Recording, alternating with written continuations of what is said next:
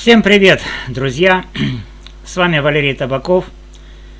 И сегодня мы представим масштабный анализ на тему о том, как подорвать гегемонию американского доллара, который, по словам Александра Дубинского, народного депутата Украины, инженера-электрика, блогера, ютубера, используется как инструмент, имеется в виду американский доллар, используется как инструмент неоколониального контроля над странами, богатыми ресурсами. Мы разберем, как цифровые валюты центральных банков CBDC, ротационный круговорот валют, где национальные валюты по очереди на год становятся универсальными мировыми валютами, а также тарифная война и санкции 2025 года могут ослабить доминирование доллара и вернуть странам экономический суверенитет. Ролик рассчитан на вашу дружественную аудиторию, и я изложу все четко, подробно, с прогнозами на будущее в контексте доллара, как инструмента, выступает по словам и определению Александра Дубинского. Я не буду представлять страны БРИКС как идеальное решение или выступать их апологетом, я не таков. Но мы рассмотрим их усилия критически, учитывая как потенциал, так и слабости, внутренние разногласия и риски. Объем около получаса, чтобы глубоко погрузиться в эту интересную тему. Поехали. Александр Дубинский, украинский журналист, аналитик, утверждает, что американский доллар – это не просто валюта, а инструмент, позволяющий США удерживать страны, богатые ресурсами, в экономической зависимости. Он называет доллар бумажками, которые страны вроде России, Ирана или Украины получают за свои нефть, газ или минералы, чтобы затем обменивать их, эти бумажки, по слову Александра Дубинского, обменивать их на западные товары и технологии, доступ к которым строго контролируется. С помощью этого товара, это называется фиатная валюта, осуществляется контроль над теми странами, которые производят реальные ресурсы. То есть, например, Россия производит нефть и газ, а мы, России, за это ничего не даем в обмен. Да, даем им бумажки в виде доллара. Вот так говорит Дубинский. Эта система, по его мнению, является основой неоколониализма. США обменивают бумажки на реальные активы, подкупают элиты зависимых стран возможностью покупать западную недвижимость, автомобили или предметы роскоши, но ограничивают доступ к технологиям, чтобы предотвратить развитие конкурентоспособных экономик. Мы вам поэтому просто не продаем технологии, не даем вам возможность импортировать к себе и создавать у себя высокоразвитую экономику, потому что нам не нужны конкуренты, подчеркивает он, с позиции американцев. Доллар становится оружием через санкции, такие как заморозка активов или отключение от международной платежной системы SWIFT, делая страны уязвимыми. Пример. Заморозка 300 миллиардов российских золотовалютных резервов в 2022 году, которая показала, как США используют доллар для экономического давления. Дубинский также связывает языковой спор и войну в Украине с западной стратегией разделения, которая отвлекает от борьбы за экономическую независимость, усиливая зависимость от долларовой системы. Его главная идея – страны должны разорвать эту зависимость, чтобы вернуть контроль над своими ресурсами и экономикой. Мои предложения таковы. Цифровые валюты центральных банков CBDC и ротационный круговорот этих валют, где национальные валюты по очереди становятся универсальными для расчетов и напрямую отвечают на этот вызов. Мы разберем этот потенциал круговорота валют, слабости, а также влияние тарифной войны и санкций 2025 года, избегая идеализации БРИКС и подчеркивая их внутренние проблемы, такие как разногласия, нестабильные валюты и зависимость от глобальных рынков. Анализ будет опираться на данные по состоянию на 5 августа 2025 года, веб-источники и посты в соцсетях с прогнозами на будущее. Начнем с цифровых валют. Валют центральных банков или CBDC. Это цифровые формы национальных валют, выпускаемые и контролируемые центральными банками. В отличие от децентрализованных криптовалют, таких как биткоин, CBDC централизованы, и это обеспечивает их стабильность, но делает уязвимыми для государственного вмешательства, политических манипуляций и цензуры транзакций. Они могут использоваться для внутренних платежей, трансграничной торговли и накопления резервов, обходя долларовые системы, такие как SWIFT. И это подрывает неоколониальную роль доллара, о которой говорит Александр Дубинский. CBDC позволяют странам снизить уязвимость перед санкциями, заменив бумажки доллара на независимые цифровые активы, которые дают контроль над финансовыми потоками. Например, платформа mBridge, объединяющая Китай, ОАЭ, Таиланд, Гонконг, Саудовскую Аравию и другие страны, обработала в 2024 году трансграничные транзакции на сумму 22 миллиарда долларов, полностью минуя SWIFT. Россия запустила систему передачи финансовых сообщений SPFS, которая интегрируется с цифровым рублем, охватившим 600 тысяч пользователей и 30 банков в пилотных проектах к августу 2025 года. Это позволяет проводить расчеты без риска отключения от западных систем, что критически важно в условиях санкций, таких как отключение российских банков от SWIFT в 2022 году. Страны-экспортеры ресурсов, такие как Россия, Иран или Саудовская Аравия, могут принимать CBDC за нефть, газ или минералы, разрушая систему петродоллара, которая, по словам Дубинского, позволяет США обменивать бумажки на реальные активы.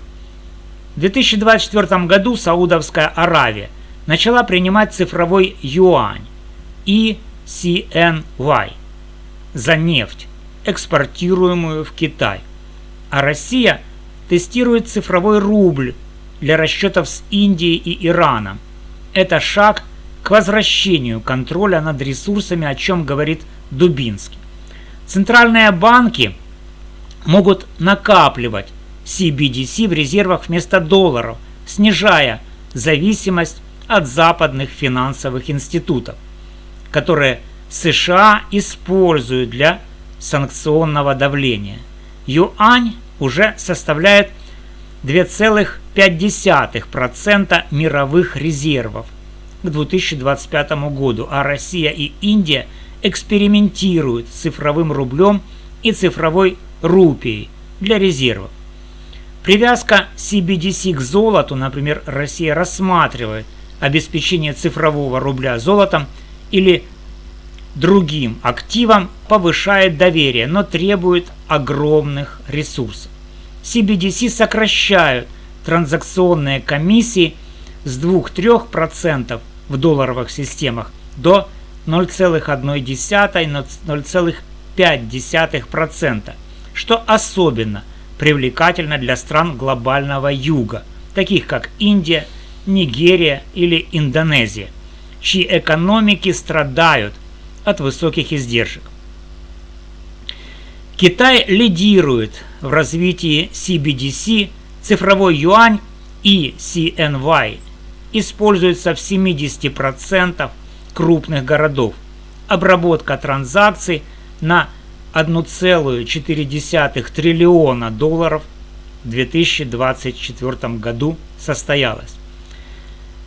Цифровой юань активно применяется в торговле с АСЕАН, Африкой и странами БРИКС, но амбиции Китая вызывают опасения у других стран, таких как Индия, которые видят в CNY попытку заменить долларовую гегемонию китайской.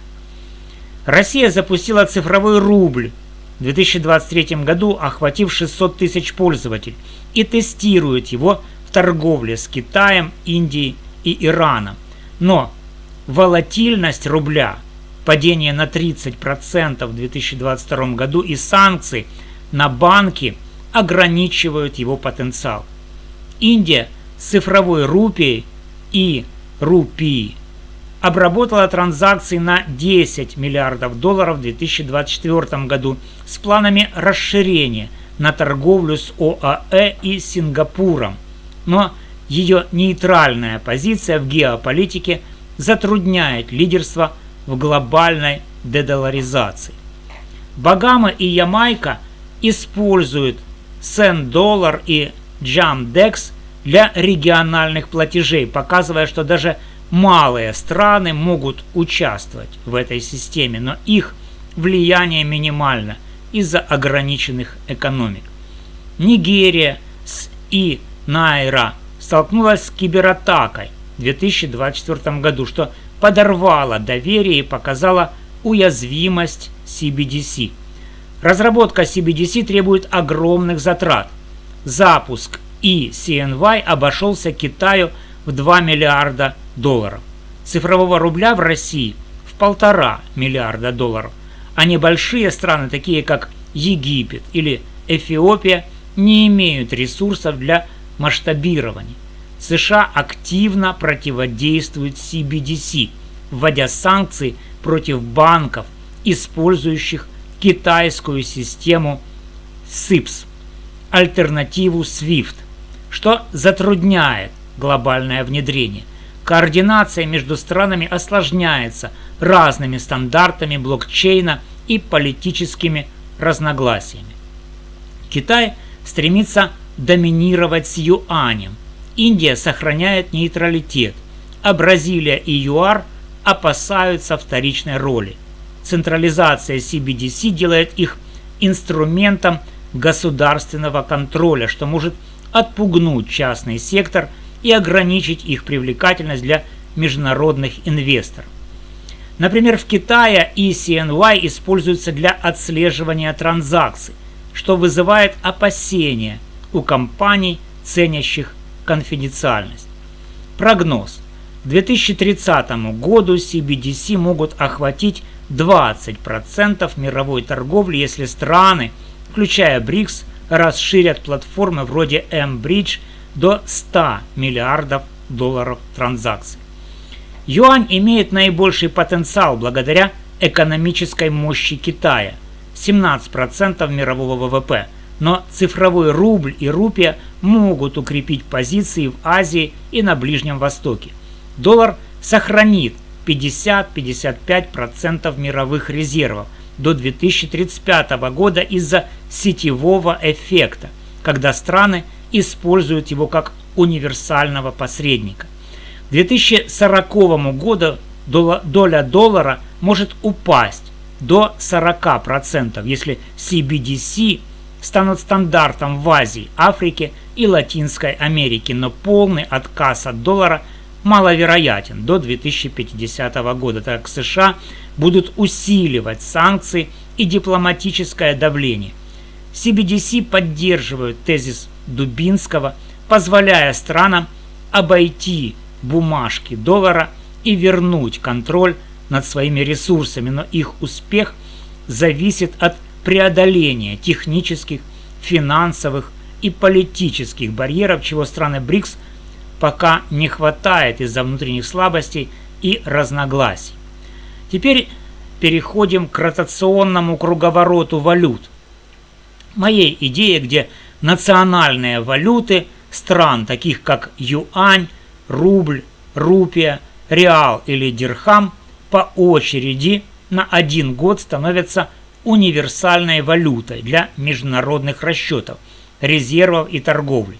Представим, 2026 год – юань, 2027 – рубль, 2028 – рупия, 2029 – реал, 2030 – дирхам, 2031 – гривна.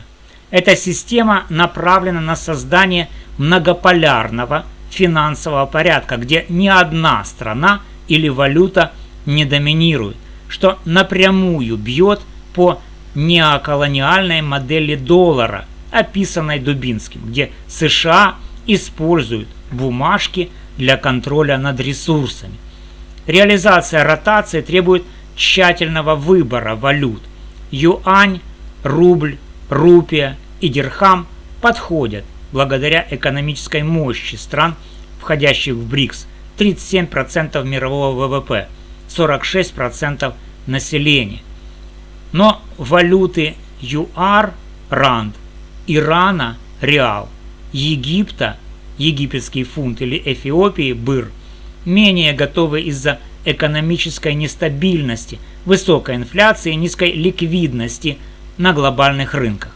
Например, ранд ЮАР страдает от энергокризиса и инфляции в 6%, а египетский фунт обесценился на 60% с 2022 года из-за долгов и падения доходов от Суэцкого канала. Для работы ротации нужна инфраструктура, такая как платформа M-Bridge, обработавшая 22 миллиарда долларов транзакций в 2024 году, или BRICS Bridge, обсуждаемая на саммитах БРИКС в Казани 2024 год и Рио-де-Жанейро 2025.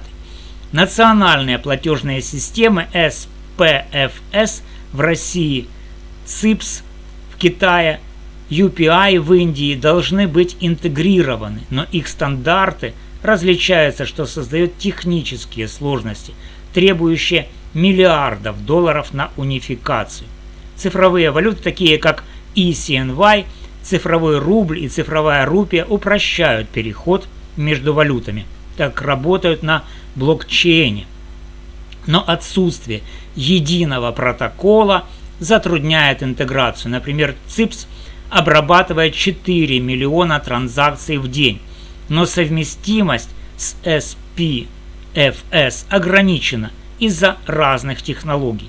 Для стабильности ротационные валюты должны быть обеспечены активами, золотом, 5000 тонн у БРИКС, включая 2300 тонн у Китая и 800 тонн у России, или ресурсами, такими как нефть и газ. Новый банк развития NDB БРИКС может создать резервный фонд на 100 миллиардов долларов для интервенций и валютных свопов, как делают Россия и Китай. Свопы на 150 миллиардов долларов. Однако обеспечение золотом требует консенсуса, а страны, такие как Индия, предпочитают сохранять резервы в долларах. 70% ее резервов в 2025 году – это доллары. Страны-экспортеры, такие как Россия, ОАЭ или Иран, должны принимать ротационную валюту за ресурсы, как Саудовская Аравия начала делать с юанем в 2024 году, но это требует политической воли и доверия к валютам, которые часто нестабильны. Например, рубль упал на 30% в 2022 году, а бразильский реал колеблется из-за инфляции в 7%. Геополитическая поддержка критически важна. БРИКС, расширенные до 10 стран: Бразилия, Россия, Индия, Китай, ЮАР, ОАЭ, Иран, Египет, Эфиопия, Индонезия, могут продвигать ротации через ООН или G20, как делает президент Бразилии Лула да Силва, выступающий за дедоларизацию. Но разногласия внутри БРИКС серьезны. Китай продвигает юань как глобальную валюту. Индия сохраняет нейтралитет, опасаясь китайского доминирования. А Бразилия и ЮАР против расширения блока, чтобы сохранить влияние. Эти противоречия подрывают единство, необходимое для ротации.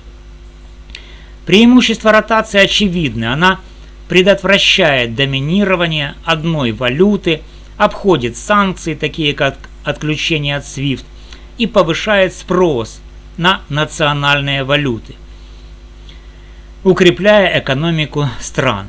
Россия и Китай уже используют рубли и юани в 97% двусторонней торговли в 2024 году. Индия и ОАЭ торгуют в рупиях и дирхамах, а страны АСЕАН, такие как Малайзия и Индонезия, тестируют расчеты в местных валютах через Local Currency Settlement Framework. БРИКС обсуждают БРИКС Bridge, которая может стать основой ротации, интегрируя CBDC и национальные валюты, однако риски значительны. Рубль и реал нестабильны для глобальной роли. Рубль потерял 30% в 2022 году, а реал страдает от инфляции и политической нестабильности в Бразилии. Ежегодная смена валюты требует перенастройки торговых и финансовых систем, что обходится в миллиарды долларов. Например, переход на eCNY стоил Китаю 2 миллиарда долларов. Санкции США против банков, использующих ЦИПС или СПФС, ограничивают масштабирование, как показало введение санкций против московской биржи в 2024 году. Политические разногласия в БРИКС, где Индия и Бразилия опасаются китайского доминирования, а ЮАР и Египет борются с внутренними кризисами, затрудняют координацию. Например, Индия отказалась поддержать юань как единую валюту БРИКС на саммите 2024 года, а Бразилия выступила против вступления Индонезии, чтобы сохранить баланс сил. Экономическая слабость новых членов БРИКС, таких как Египет, инфляция 25%, или Эфиопия, инфляция 20%, ограничивает их вклад. Прогноз. К 2035 году ротационная система может охватить 15% мировой торговли, если БРИКС создадут БРИКС Bridge с транзакциями на 200 миллиардов долларов. Юань и рубль станут лидерами благодаря экономической мощи Китая и ресурсной базе России. Но реал, ранд, реал и другие валюты останутся слабыми из-за волатильности и низкой ликвидности. Доллар сохранит 40-50% мировых резервов до 2050 года из-за сетевого эффекта, когда страны продолжают использовать его из-за привычки и глобальной инфраструктуры. К 2040 году ротация может достичь 20% торговли, если страны глобального юга, такие как Нигерия или Малайзия, присоединятся, но внутренние слабости БРИКС, разногласия, нестабильные валюты, недостаток инвестиций могут задержать успех до 2005 года. Ротация идеально вписывается в тезис Дубинского, позволяя странам обойти бумажки доллара, вернуть контроль над ресурсами и создать многополярный порядок, свободный от неоколониализма. Однако без преодоления технических барьеров и политических противоречий БРИКС рискует застопориться, а амбиции Китая могут превратить ротацию в инструмент его собственного доминирования, что противоречит идее многополярности. Теперь о тарифной войне 2025 года, которая усиливает давление на страны, стремящиеся к дедоларизации. США под руководством Дональда Трампа с 5 апреля 2025 года ввели 10% тарифы на весь импорт с повышением до 145% для Китая, 25% для Канады и Мексики и страновыми тарифами с 9 апреля. Средняя тарифная ставка США выросла с 3 до 14,5% к августу 2025 года. На китайский импорт до 127% в мае. Позже она была снижена до 32,5% после переговоров в Женеве. Китай ответил зеркальными тарифами до 84%, которые снижены до 32,5%. Канада тарифами на 30 миллиардов долларов. ЕС на 28 миллиардов. Это вызвало сокращение мировой торговли на 2,1%. Снижение мирового ВВП на 0,5-1,4%. Рост инфляции в США на 0,8-1,5%, в Китае на 1,5%, в ЕС до 1%. Доллар ослаб с февраля 2025 года из-за оттока инвестиций и неопределенности. А юань вырос на 1,6% к марту. Но ожидается его девальвация из-за экспортных потерь. Без зеркальных мер тарифы США снижают спрос на доллар, так как экспорт в США становится дороже, что поддерживает ротацию валют. Например, в год юаня цифровой юань может доминировать в торговле с АСЕАН, в год рубля с Ираном и Индией. Санкции на SWIFT, такие как отключение российских банков, ускоряют развитие альтернативных платформ, таких как mBridge и BRICS-Pay, которые облегчают ротацию. Рост торговли внутри БРИКС 6% внешней торговли в 2024 году усиливает использование национальных валют, таких как рубль и рупия. Однако тарифы наносят экономический ущерб. Китай потерял 439 миллиардов долларов экспорта в США, Индия 70 миллиардов долларов, что сокращает ресурсы для инвестиций в ротацию. Инфляция в США, вызванная тарифами, может временно укрепить доллар, усложняя переход к ротации.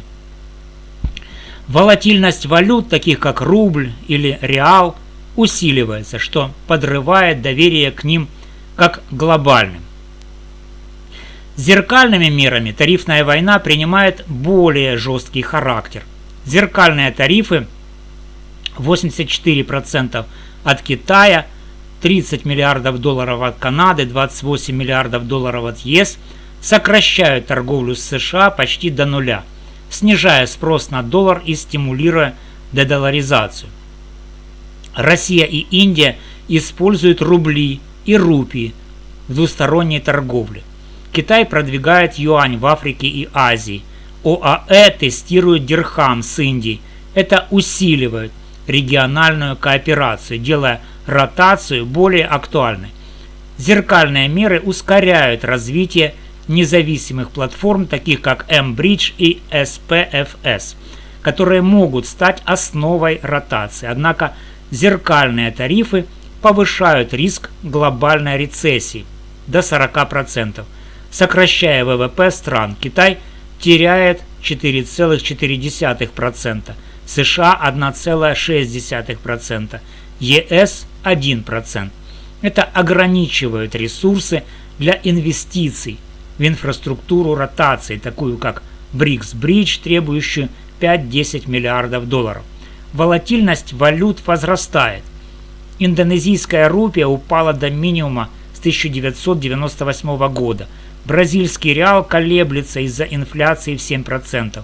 Инфляция в Китае 1,5% и ЕС 1% снижает покупательную способность, затрудняя финансирование SBDC и ротаций. Политические разногласия в БРИКС, например, отказ Индии поддерживать юань или сопротивление Бразилии расширению блока, усложняют согласование зеркальных мер. Тарифная война подтверждает тезис Дубинского: доллар как инструмент неоколониализма теряет силу, когда страны сокращают торговлю с США и ищут независимости. Без зеркальных мер страны могут сосредоточиться на инфраструктуре ротации, но экономический ущерб ограничивает масштабы. С зеркальными же мерами ротация ускоряется за счет региональной кооперации, но рецессия и волатильность создают риски. Прогноз. К 2030 году ротация может охватить 10-12% мировой торговли, с зеркальными мерами до 15% к 2035 году, к 2040 20%, если тарифы сохранятся и страны глобального юга присоединятся. Но внутренние слабости БРИКС, такие как нестабильные валюты и разногласия, могут задержать успех до 2045 года. США будут противодействовать, вводя новые санкции против банков и компаний, участвующих в ротации, что может ограничить ее масштабы. Санкции 2025 года усиливают давление на страны, стремящиеся к дедоларизации, и подчеркивают роль доллара как оружия неоколониализма, о чем говорит Дубинский. Россия столкнулась с заморозкой 300 миллиардов долларов золотовалютных резервов в 2022 году, отключением банков от SWIFT и запретом на экспорт технологий, включая нефтесервисное оборудование. Новые санкции в 2025 году затронули Газпромнефть и Сургутнефтегаз, а также Московскую биржу, что ограничило доступ к валютным торгам. Экспорт России в ЕС упал на 40% с 2022 года, но перенаправление в Китай и Индию увеличило долю рубля и юаня до 97% в двусторонней торговле.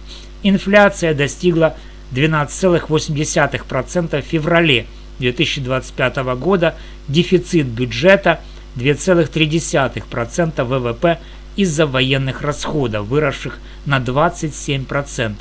Однако ВВП России вырос на 3,2% в 2024 году и 5,4% в первом квартале 2025 года благодаря импортозамещению. 16% компаний перешли на местных поставщиков, 19% на альтернативных иностранных и внутренним заимствованием через Национальный фонд развития. Цифровой рубль, тестируемый с 2023 года, поддерживает ротацию, но волатильность рубля и санкции на банки затрудняют его глобальную роль. Китай находится под санкциями США на экспорт полупроводников, что увеличило издержки в высокотехнологических секторах на 15%, а тарифы США 145% сократили торговлю с США почти до нуля, замедлив рост ВВП до 4,6% в 2025 году. Цифровой юань обработал 1,4 триллиона долларов транзакций, а юань составляет 2,5% мировых резервов, делая его лидером для ротации в год юаня. Однако дефляционные риски и зависимость от экспорта снижают доверие к юаню, а амбиции Китая вызывают сопротивление Индии и Бразилии. Индия, менее затронутая санкциями, страдает от тарифов США 10% на 70 миллиардов долларов экспорта, но ее ВВП растет на 6,5% 0,5%, поддерживая внутренним спросом и экспортом услуг. Цифровая рупия обработала 10 миллиардов долларов транзакций, что делает ее кандидатом для года рупий. Но нейтралитет Индии в геополитике и разногласия с Китаем затрудняют координацию. Бразилия теряет от тарифов США 10% на 50 миллиардов долларов сельхозэкспорта с инфляцией 7% и ростом ВВП 2,5%. Реал слишком волатилен для глобальной роли, а Бразилия сопротивляется расширению БРИКС, чтобы сохранить влияние. ЮАР страдает от энергокризиса, инфляции 6% и роста ВВП 1,5%, а экспорт золота и алмазов 20 миллиардов долларов затронут тарифами. Ранд не готов для ротации из-за низкой ликвидности. Новые члены БРИКС, ОАЭ, Иран, Египет, Эфиопия, Индонезия также сталкиваются с санкциями и тарифами. Иран под санкциями США на нефть сократил экспорт на 20% с 2022 года. Но торговля с Китаем и Россией в юанях и рублях растет, а ВВП увеличился на 4% в 2024 году. Иранский реал слишком слаб для ротации из-за гиперинфляции – 40% в 2023 году. ОАЭ теряют от тарифов США на нефть 100 миллиардов долларов экспорта. Но дирхам используется в торговле с Индией, что поддерживает его потенциал для ротации, хотя ограниченный из-за привязки к доллару. Египет страдает от инфляции 25% и падения доходов от Суэцкого канала на 30% из-за конфликта в Газе, а его валюта обесценилась на 60% с 2022 года. Эфиопия с ростом ВВП 6% уязвима из-за инфляции 20% и внутренней нестабильности. Индонезия, вступившая в БРИКС в 2025 году, столкнулась с падением рупии до минимума с 1998 года из-за тарифов, но ее экономика, 16-я в мире, поддерживает региональные расчеты. Эти страны могут участвовать в ротации на региональном уровне, но их валюты не готовы для глобальной роли из-за экономической слабости и зависимости от доллара. Без зеркальных мер санкции и тарифы стимулируют дедоларизацию, подталкивая страны к отказу от доллара. Россия и Китай используют рубли и юани, ОАЭ дирхам, с Индией, Саудовская Аравия принимает юани за нефть. Это поддерживает ротацию, особенно в год юаня или год рубля. Санкции на SWIFT ускоряют развитие M-Bridge и BRICS Pay, но экспортные потери 439 миллиардов долларов для Китая и 70 миллиардов долларов для Индии ограничивают ресурсы для инвестиций в ротацию. Волатильность валют, таких как рубль и рупия Индонезии, подрывает доверие, а инфляция в США 0,8–1,5% может временно укрепить доллар, усложняя переход.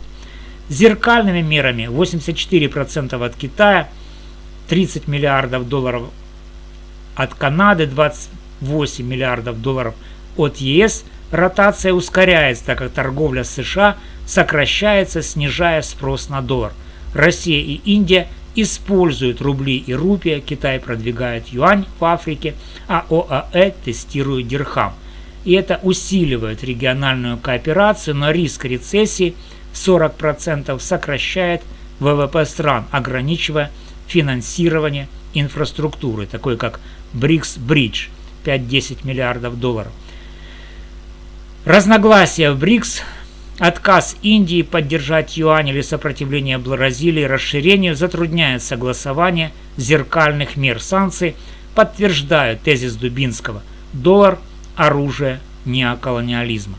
А CBDC и ротация позволяют странам вернуть суверенитет, обходя бумажки и SWIFT. К 2035 году ротация может охватить 15% мировой торговли, с зеркальными мерами до 18% к 2040 году. Доллар же сохранит 50% резервов до 2050 года из-за сетевого эффекта и противодействия США, которые будут вводить новые санкции против банков и компаний, участвующих в ротации. Внутренние слабости БРИКС, нестабильные валюты, разногласия, недостаток инвестиций, экономическая уязвимость Эфиопии и Египта задерживают успех до 2045 года. Что могут сделать страны, чтобы ослабить долларовую гегемонию? Ускорить внедрение CBDC, расширив M-Bridge до 100 миллиардов транзакций к 2026 году и вложив 2-3 миллиарда долларов в кибербезопасность, чтобы защитить системы от атак, подобных попытке взлома и Найра. Во-вторых, привязать ротационные валюты к золоту, 5000 тонн у БРИКС, или нефти, чтобы повысить доверие и создать резервный фонд на 100 миллиардов долларов через новый банк развития для стабилизации курсов. Однако это требует консенсуса, которого трудно достичь из-за разногласий, например, между Китаем и Индией. В-третьих, согласовать зеркальные тарифы, чтобы защитить экспорт и усилить региональную торговлю, но без эскалации рецессий, которая может подорвать экономики слабых членов, таких как Египет или ЮАР. В-четвертых, интегрировать СПФС, ЦИПС и UPI в единую платформу, такую как BRICS Bridge, и стандартизировать блокчейн к 2027 году, что потребует 5-10 миллиардов долларов, и преодоление технических барьеров. Наконец, продвигать ротацию на международных площадках, таких как саммиты, БРИКС или ООН, но без иллюзий о единстве. Разногласия между Китаем и Индией и Бразилией, а также слабость экономик Египта, Эфиопии и ЮАР остаются серьезным препятствием. Эти шаги могут ослабить неоколониальную систему доллара, но успех не гарантирован. США будут вводить новые санкции против банков, компаний и даже стран, участвующих в ротации или использующих CBDC. А внутренние проблемы – инфляция, волатильность валют, политическая нестабильность – могут подорвать усилия. Например, гиперинфляция в Иране 40% в 2023 году и Египте 25% в 2024 ограничивают их вклад, а нейтралитет Индии замедляет координацию. В заключение скажем так: цифровые валюты центральных банков, ротационный круговорот валют, тарифная война и санкции 2025 года создают возможности для подрыва гегемонии доллара, который, как утверждает Дубинский, служит инструментом неоколониализма. CBDC, такие как цифровой юань, рубль и рупия, позволяют обойти SWIFT и санкции, возвращая странам контроль над финансовыми потоками и ресурсами. Ротация валют создает многополярную систему, где ни одна страна не доминирует, что противостоит долларовой зависимости. Тарифная война и санкции ускоряют дедоларизацию, подталкивая страны к региональной кооперации и независимым платформам, таким как M-Bridge и BRICS Pay. Однако риски значительны. Рецессия, риск 40%. Волатильность валют, рубль, реал, рупия Индонезии. Разногласия в БРИКС, Китай против Индии. Экономическая слабость новых членов, Египет, Эфиопия, и противодействие США, включая новые санкции, создают барьеры. К 2035 году по прогнозу CBDC и ротация могут охватить 18% мировой торговли, с зеркальными мерами до 20% к 2040 году. Доллар сохранит 50% мировых резервов до 2050 года из-за сетевого эффекта, глобальной инфраструктуры и агрессивной политики США. Полное вытеснение доллара маловероятно до 2070 года, так как БРИКС и другие страны сталкиваются с внутренними проблемами, нестабильными валютами, недостатком инвестиций, политическими разногласиями и зависимостью от глобальных рынков. Успех зависит от способности стран преодолеть эти барьеры, инвестировать в инфраструктуру и координировать усилия, не позволяя Китаю или любой другой стране заменить долларовую гегемонию своей собственной. Друзья, что вы думаете о будущем доллара? Сможет ли ротация валют разрушить его гегемонию? Или США найдут способ сохранить контроль? Пишите в комментариях, делитесь своими мыслями. Если хотите больше деталей и разбор других аспектов, дайте знать. Будьте здоровы! С уважением, с вами был Валерий Табаков.